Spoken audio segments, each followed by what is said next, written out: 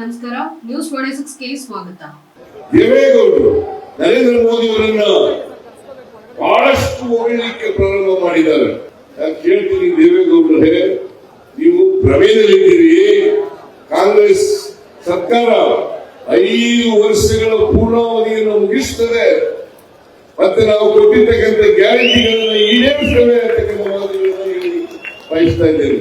ಯಾಕಂತಂದ್ರೆ ಅವರಿಗೆ ಸಹಿಸ್ಕೊಳ್ಳಕ್ಕಾಗ್ತಾ ಇಲ್ಲ. ಜನರು ಇವತ್ತು ಕಾಂಗ್ರೆಸ್ ಪರವಾಗಿದ್ದಾರೆ ಅಂತಕ್ಕಂಥ ವಿಚಾರ ಗೊತ್ತಾದ ಮೇಲೆ ಇದನ್ನು ಸಹಿಸ್ಕೊಳ್ಳಿಕ್ಕಾಗದೇ ಈ ತರ ಕಾಂಗ್ರೆಸ್ ಪತನ ಆಗ್ತದೆ, ಕಾಂಗ್ರೆಸ್ ಸರ್ಕಾರ ಪತನ ಆಗ್ತದೆ, ಚುನಾವಣೆ ಆದ ಬಳಿಕ ಪತನ ಆಗ್ತದೆ ಅಂತಕ್ಕಂಥ ಮಾತುಗಳನ್ನು ಹೇಳ್ತಾ ಇದ್ದಾರೆ.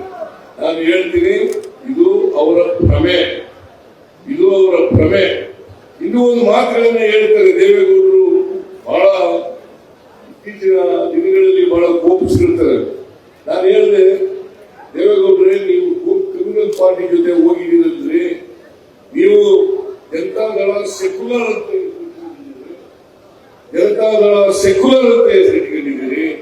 ಆ ಜನತಾದಳ ಸೆಕ್ಯುಲರ್ ಅನ್ನ ಪದಕ್ಕೇನೆ ಅವಮಾನ ಆಗ್ತದೆ.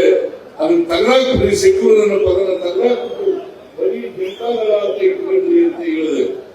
ಅದಕ್ಕೆ ದೇವೇಗೌಡರು ಏನ್ ಹೇಳ್ತಾರೆ, ಸಿದ್ದರಾಮಯ್ಯನಿಗೆ ಗರ್ವ ಬಂದಿದೆ, ಸಿದ್ದರಾಮಯ್ಯನಿಗೆ ಗರ್ವ ಬಂದಿದೆ, ಸಿದ್ದರಾಮಯ್ಯನವರು ಗರ್ವ ಭಂಗ ಮಾಡತಕ್ಕಂಥ ಕೆಲಸವನ್ನ ಮಾಡ್ತೇವೆ ಅಂತಕ್ಕಂಥ ಮಾತನ್ನು ಹೇಳಿದ್ದಾರೆ.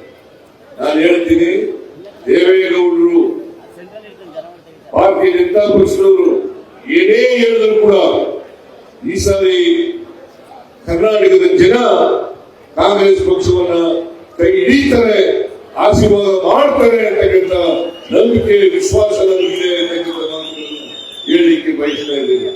ಕಾರಣ ಯಾಕಪ್ಪ ಅಂತಂದ್ರೆ, ಕಾಂಗ್ರೆಸ್ ಪಕ್ಷ ನುಡಿದಂತೆ ನಡೆದಿರ್ತಕ್ಕಂಥ ಪಕ್ಷ, ನುಡಿದಂತೆ ನಡೆದಿರ್ತಕ್ಕಂಥ ಪಕ್ಷ.